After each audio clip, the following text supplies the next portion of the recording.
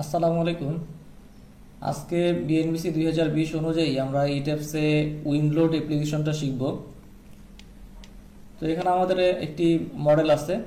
এই বিল্ডিংয়ের জন্য আমরা উইন্ডলোড অ্যাপ্লিকেশন করব বিএনবিসি 2020 অনুযায়ী। তো বিএনবিসি 2020 অনুযায়ী উইন্ডলোড অ্যাপ্লিকেশন করার জন্য প্রথমে আমরা যাব ডিফাইন থেকে লোড প্যাটার্ন। ডিফাইন থেকে আমরা লোড প্যাটার্নে গেলাম।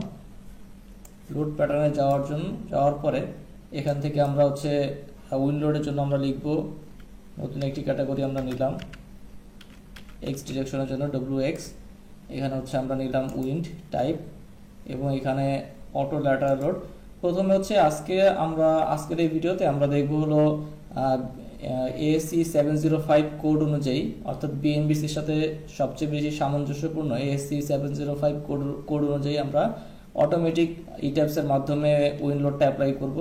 পরের ভিডিওতে আমরা দেখব বিএনবিসি 2020 অনুযায়ী কিভাবে ম্যানুয়াল ক্যালকুলেশন করে সেই লোডটা স্ট্রাকচারের উপর অ্যাপ্লাই করা যায় ইট্যাপসের মাধ্যমে। সো প্রথমে আমরা এখান থেকে ASC 705 এই কোডটি সিলেক্ট করলাম। সিলেক্ট করে অ্যাড নিউ লোড। একইভাবে এখান থেকে WY দিলাম আমরা ওয়াই ডিরেকশনের জন্য, টাইপ উইন্ড এবং অটো ল্যাটারাল লোড এখানে ASC 705 আমরা অ্যাড নিউ লোডে দিলাম। এবার আমরা WX এটি আমরা সিলেক্ট করে এখান থেকে মডিফাই ল্যাটারাল লোডে যাব। মডিফাই ল্যাটারাল লোডে যাওয়ার পরে এখানে দেখেন কি ভ্যালুগুলো দরকার। প্রথমে ডায়াফ্রাম থেকে ডায়াফ্রাম ক্যালকুলেট করবে, এটি আমরা বাই ডিফল্ট রাখলাম। এরপর wind pressure coefficient, program determined এবং ইউজার স্পেসিফাইড। আমরা ইউজার স্পেসিফাইডে যাব। এখান থেকে গেলে আমরা দেখব যে উইন্ড ওয়ার্ড কোএফিসিয়েন্ট সিপি এবং লি ওয়ার্ড কোএফিসিয়েন্ট সিপি, এই দুইটা সিপি ভ্যালু লাগবে আমাদের। তো এই দুইটা সিপি ক্যালকুলেট করার জন্য আমরা বিএনবিসি 2020 অনুযায়ী একটি এক্সেলের মধ্যে যাব। এই এক্সেলে গিয়ে আমরা আমাদের স্ট্রাকচার অনুযায়ী আমরা এখান থেকে উইন্ড ওয়ার্ডের সিপি এবং লি ওয়ার্ডের সিপি ক্যালকুলেট করব।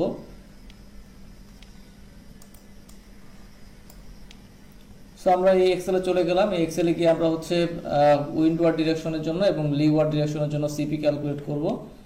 তো এখানে আমরা এই এক্সেলের মধ্যে আমাদের কি কি ইনপুট দিতে হবে আগে দেখি। এই এক্সেলের মধ্যে আমাদের লোকেশন ইনপুট দিতে হবে। আমাদের স্ট্রাকচারের লোকেশন আমরা ধরলাম ঢাকা এবং অকুপেন্সি ক্যাটাগরি এখানে রেসিডেন্সিয়াল বিল্ডিং এর জন্য অকুপেন্সি ক্যাটাগরি 2।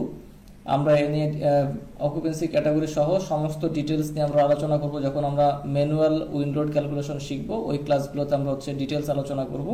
তো জাস্ট আজকের ক্লাসে আমি দেখাবো কিভাবে আপনি ইট্যাপসের মাধ্যমে ASC 705 এই কোডে আপনি কিভাবে খুব দ্রুত উইন্ডলোডটা অ্যাপ্লাই করতে পারেন, যেটা বিএনবিসির সাথে সম্পূর্ণ সামঞ্জস্যপূর্ণ। সো প্রথমে আমরা এখান থেকে লোকেশন ঢাকা নিলাম, আমাদের প্রজেক্টের লোকেশন। এরপর অকুপেন্সি ক্যাটাগরি রেসিডেন্সিয়াল বিল্ডিং এর জন্য 2 নিলাম। এরপরে এক্সপোজার ক্যাটাগরি। এক্সপোজার ক্যাটাগরি এখানে দেখেন 3টা এক্সপোজার ক্যাটাগরি আছে। যদি এটা শহরের মধ্যে হয় সেক্ষেত্রে আমরা আরবান এরিয়া নিব। আমি এখানে জাস্ট শুধু সংক্ষেপে বলে যাচ্ছি, আমরা এই সমস্ত বিষয় ডিটেলস শিখবো যখন আমরা ম্যানুয়াল উইন্ডলোড ক্যালকুলেশনের ক্লাসটা করব, তখন আমরা এই ডিটেলস বিষয়গুলো শিখবো। সো আমরা এক্সপোজার ক্যাটাগরি এখান থেকে নিলাম শহর এলাকার জন্য, আরবান ক্যাটাগরি। এরপর বিল্ডিং টাইপ। বিল্ডিং টাইপ দুই ধরনের হয়, ফ্লেক্সিবল এবং রিজিড। সো বিএনবিসি 2020 অনুযায়ী ফ্লেক্সিবল এবং রিজিড বিল্ডিং এর ক্রাইটেরিয়া এখানে আমরা যদি ক্যালকুলেশন পার্টে আসি, সেক্ষেত্রে ক্যালকুলেশন পার্টে আমরা দেখতে পাবো যে এখানে রিজিড চেক নামে একটি অপশন আছে। এখানে আমি মোট 4টা অপশন রেখেছি। এই 4টা অপশনের মধ্যে বিএনবিসি 2020 অনুযায়ী 3 নাম্বার অপশনটা বেশি প্রেফার করে। 3 নাম্বার অপশনটার মিনিং যে আপনার বিল্ডিং এর ফ্রিকোয়েন্সি, ন্যাচারাল ফ্রিকোয়েন্সি যদি 1 সেকেন্ডের বেশি হয়, বিল্ডিং এর ন্যাচারাল ফ্রিকোয়েন্সি যদি 1 সেকেন্ডের বেশি হয়, অর্থাৎ টাইম পিরিয়ড যদি 1 সেকেন্ডের কম হয়, সেক্ষেত্রে আপনার বিল্ডিংটা রিজিড বিল্ডিং। আর এর বাইরে অর্থাৎ টাইম পিরিয়ড যদি 1 সেকেন্ডের বেশি হয় এবং ফ্রিকোয়েন্সি যদি 1 হার্টজের কম হয়, ফ্রিকোয়েন্সি তো অ্যাকচুয়ালি সেকেন্ডে না, ফ্রিকোয়েন্সি হবে হার্টজে এবং টাইম পিরিয়ডটা হবে সেকেন্ডে। সো যদি টাইম পিরিয়ডটা 1 সেকেন্ডের বেশি হয় এবং ফ্রিকোয়েন্সি 1 সেকেন্ডের কম হয়, সেক্ষেত্রে আপনার বিল্ডিংটা হবে ফ্লেক্সিবল। সো এটা বিএনবিসি 2020 অনুযায়ী। আমি আপনাদেরকে এখানে বিএনবিসি 2020 এর কনফিগারেশনগুলো দেখাচ্ছি।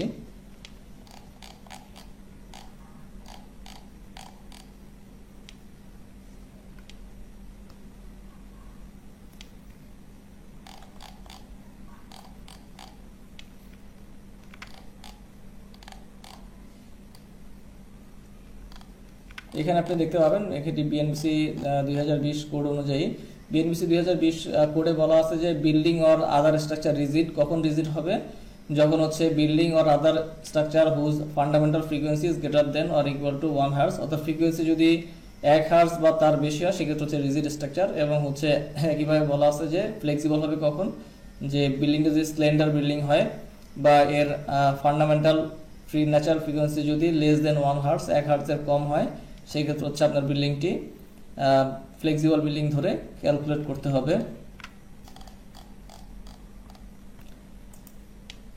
তো এখন আমরা হচ্ছে এটি ক্যালকুলেট করার জন্য এখানে বিল্ডিং এর যে ডাইমেনশন আছে ডাইমেনশনগুলো আমরা দিয়ে দিব। সো বিল্ডিং এর ডাইমেনশনটা আমরা একটু দেখে নেই, এটা আমরা ওকে দিয়ে বের হয়ে আসি। আমরা বিল্ডিং এর ডাইমেনশনটা প্রথমে দেখি। বিল্ডিং এর ডাইমেনশনটা হচ্ছে এখানে যদি আমি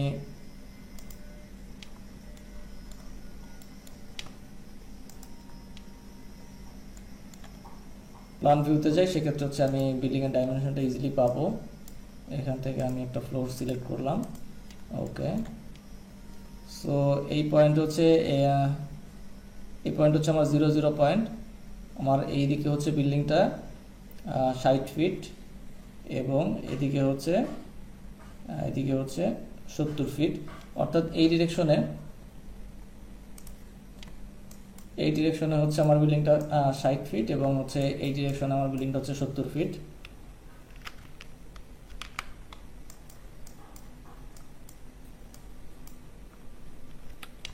ওকে, সো আমরা হচ্ছে ভ্যালুগুলো ইনপুট দিব। এদিকে হচ্ছে আমাদের 60 ফিট এবং এদিকে হচ্ছে আমাদের 70 ফিট আমরা ইনপুট দিলাম। এবং বিল্ডিং এর হাইট হচ্ছে আমরা দেখি, আমাদের বিল্ডিং এর হাইট হচ্ছে 3D ভিউতে গিয়ে আমরা দেখি যে আমাদের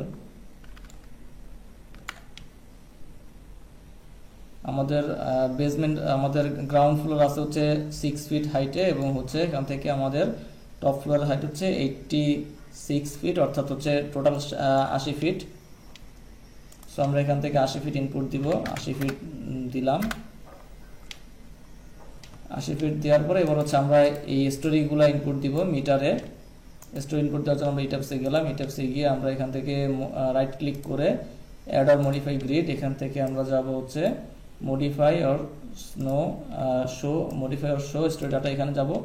এখানে গিয়ে আচ্ছা তার আগে হচ্ছে আমাদের মিটার ইউনিটটা ঠিক করতে হবে। আমরা ওকে দিয়ে বের হয়ে আসি। ডান দিকে নিচের দিকে দেখেন ডান সাইডে